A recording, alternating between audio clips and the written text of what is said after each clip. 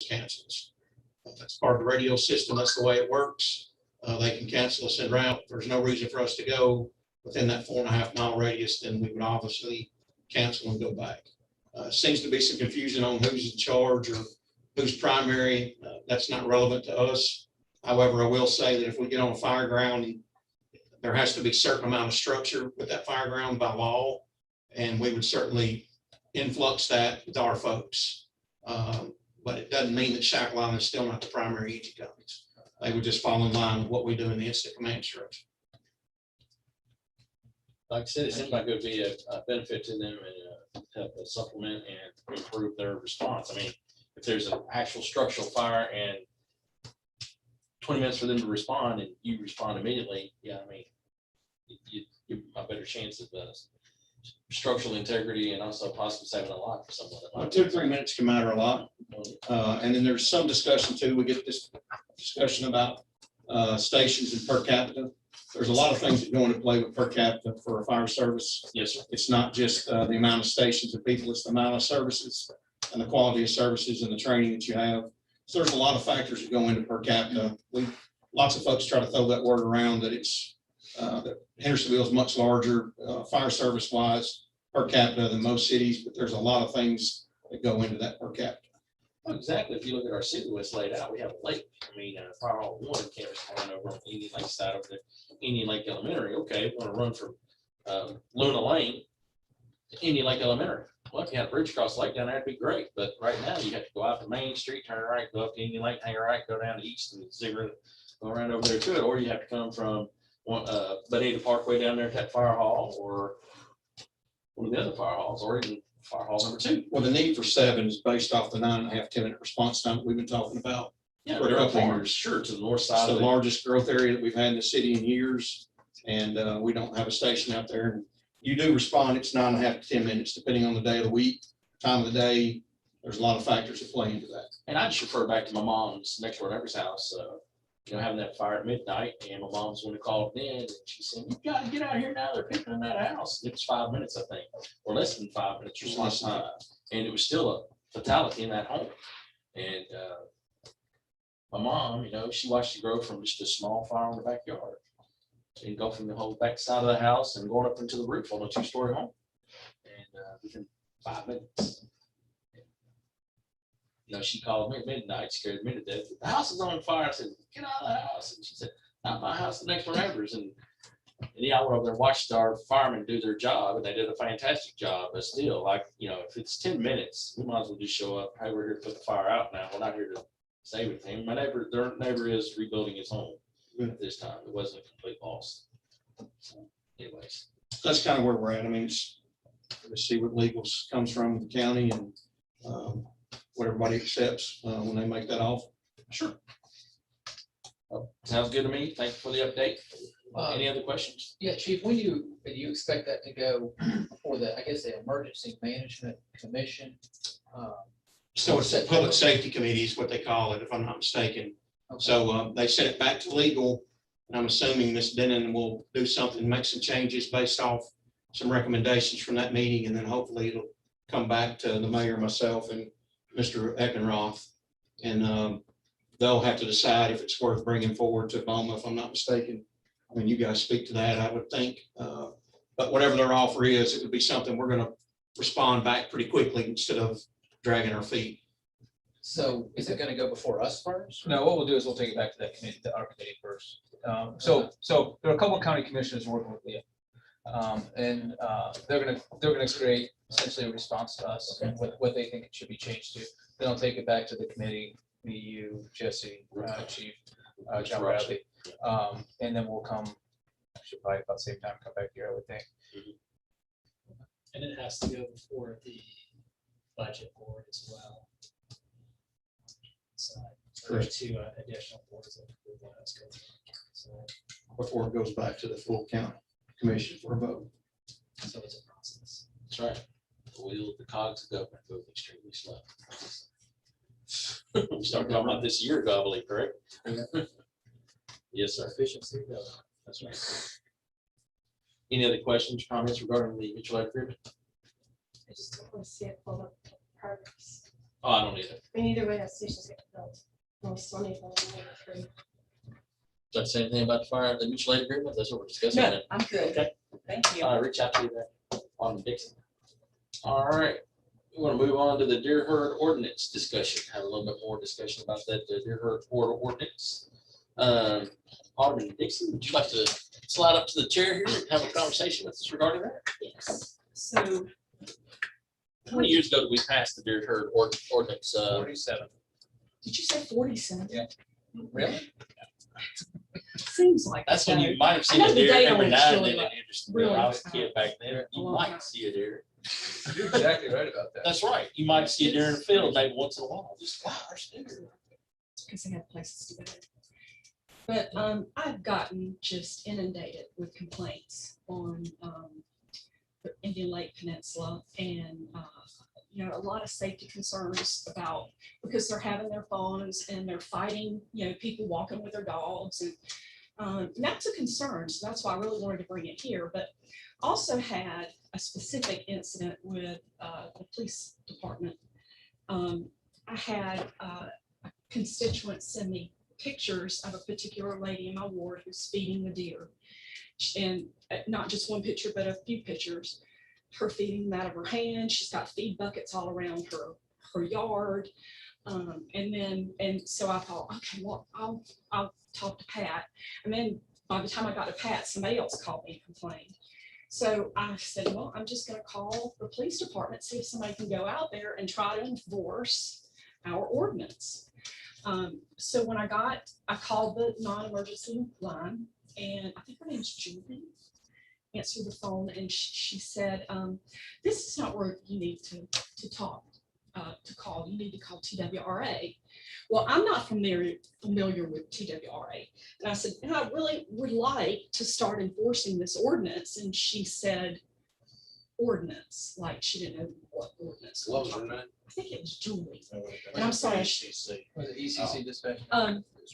So she's, after we talked through that, she said, I'll have an officer, I'll sign this to an officer and I'll have him call you.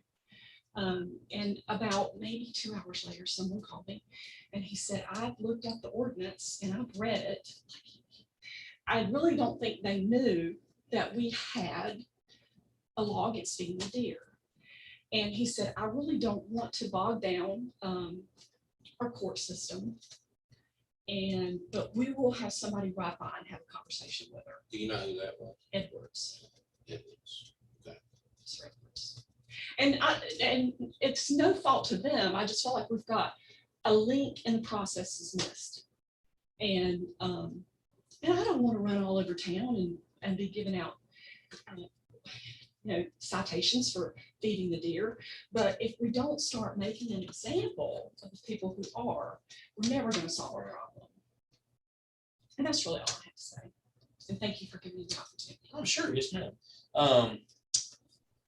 Just that you're thinking, could that fall under possibly animal control to go by and have a conversation with someone and say, yeah, here at the city, here's some animal control, because we're talking about deers, They can. which are animals, and they could at least say, hey, we do. They can, and they can whatever, issue a but, citation for it, but the officer Officer should have should. gone out. Well, I don't know that they didn't go out there. Nobody followed back with me. And I would think maybe a warning the first time around or second time around, but to I let would just people say realize that that the there is an response you ordinance, got there was is not things here at play. Well, and I have pictures, even though I know that that's not evidence for them feeding at that time. But I do have pictures of her and her. I rode by her house myself. Nobody was at home, knocked on the door, nobody was there. But she's got big kiddie swimming pools with water in them all around her backyard and big 5-gallon feed buckets out there. So Yeah. What's the address? it's I would just text that to him. I wouldn't say, Oh, I wouldn't because say we are anything. online here, we are in the middle of And fortunately, Commander Daniel is here, so he can let the ECC know if they get those calls from citizens, they are calling the right place and they need Right. to dispatch that. okay. So not just have an officer call you, but they Right. need to dispatch an officer to take Right. care of it. Super. Thank you so Well, much. and a couple of things. We did have a discussion last month based off of your phone call. Mhm. And what we asked the Deer Monitoring Committee to do was get educational information out again.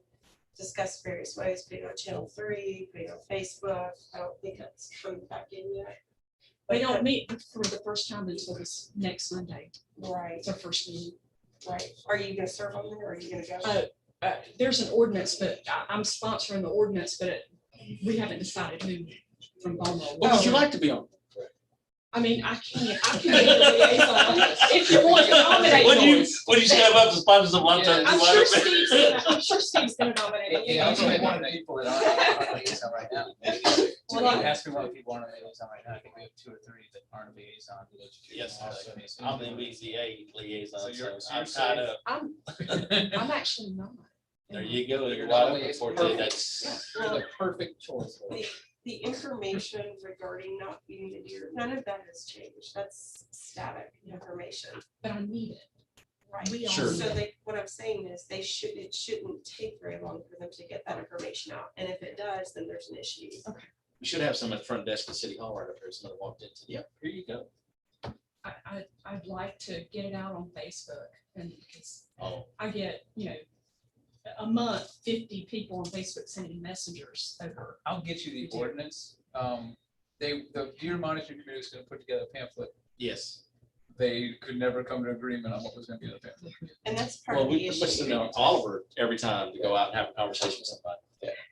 Yeah, you recommend. I mean, Yeah. the committee wouldn't even, they were arguing with the state director for the USDA, claiming that they were more of an expert of that. So if that shows you the level of dysfunction that has occurred in the past in that committee. Yeah.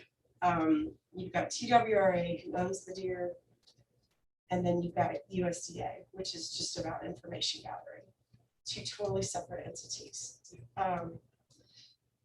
But in dealing with the deer, kind of like with property standards, I would highly recommend a trained conflict officer, kind of like John Henry, how we had Jerry Peterson who excelled in that spot, and then John Henry who excels in that spot. But you need an officer in that position who can resolve conflict resolution, because whenever you're going to approach that person, if they're feeding the deer, telling you they're going to be emotionally charged. So whoever that person is, they need to understand the material and they need to be able to speak to people in a way that's successful. That's a very good point, actually. So any other comment? Yes, sir.